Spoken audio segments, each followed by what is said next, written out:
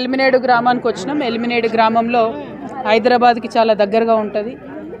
అభివృద్ధికి మాత్రం ఇంకా కూడా కొన్ని విషయాలలో ఆమడ దూరంలో ఉన్నదని చెప్పక తప్పని పరిస్థితి ఉన్నది.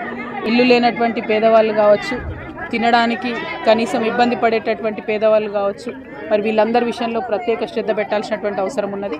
ఇదే ఎలిమినేడులో ఏరోస్పేస్కి సంబంధించి ల్యాండ్ అక్విజిషన్ కూడా చేయడం జరిగింది. కానీ ఇంతవరకు అక్కడ ఒక కంపెనీ కూడా రాలేదు. ఇవ్వాల్సినటువంటి మరి కాంపెన్సేషన్ ఎవరికి కూడా సరిగ్గా ఇవ్వలేదు అనేటటువంటి ఆరోపణలు కూడా ఉన్నాయి. వీటి నేపథ్యంలో ఎలిమినేడుకి రావడం జరిగింది. మరి ఇక్కడ ఉన్నటువంటి కొంతమంది రైతులకు ఇంకా కూడా పెండింగ్ ఉండడం, వారికి ఇబ్బంది జరుగుతూ ఉందని తెలిసింది. వారి పక్షాన నిలబడతామని మేము విశ్వాసం కల్పిస్తూ ఉన్నాం. కంపెనీలు రావాలి, అప్పుడే రైతులు భూములు కోల్పోయిన దానికి న్యాయం జరుగుతుంది.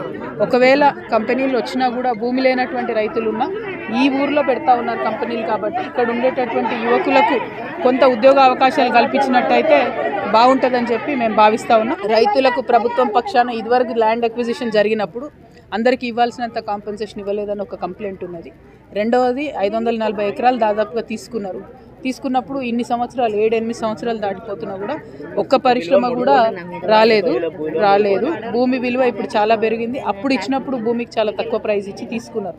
సరే, తీసుకుంటే కనీసం కంపెనీ వస్తే ఉద్యోగాలు వస్తాయి, ఏరియా డెవలప్ అవుతుంది అనిపిస్తుండే. అది కూడా లేదు. ఇంకా అసలే భూమిలో ఉన్న వాళ్ళకైతే ఎంట్రీ కూడా లేదు. సో ఈ ఊర్లో కంపెనీ వచ్చినప్పుడు కనీసం స్థానికులకు ఎంతో కొంత న్యాయం జరగాలనే డిమాండ్ ఉంది. దానికోసం జాగృతి ఫ్యూచర్లో కూడా పోరాటం చేస్తుంది. Thank you.